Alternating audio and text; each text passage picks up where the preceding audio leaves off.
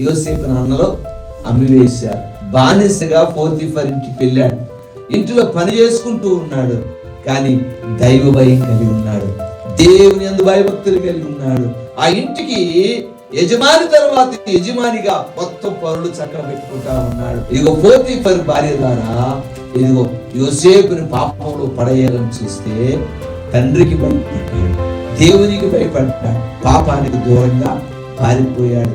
దైవ భయం కలిగి ఉన్నాడు గనక జైల్లోకి వెళ్ళినప్పటికీ తర్వాత యోసేపుని చూస్తే యోసేపు ఆశీర్వదించబడటం కాదు, వారి జనాంగమునకు ఆశీర్వాదకరంగా మార్చబడ్డాడు. ఇప్పుడు మన ఒట్టి చేతులే, ఇప్పుడు మన కష్టం ఉంది, ఇప్పుడు సమస్య ఉంది, ఇప్పుడు మన దగ్గర ఏముంది, కానీ ఎప్పుడు ఎలా పడదు, మనం అనేకులకు ఆశీర్వాదకరంగా దేవుడు చేస్తాడు.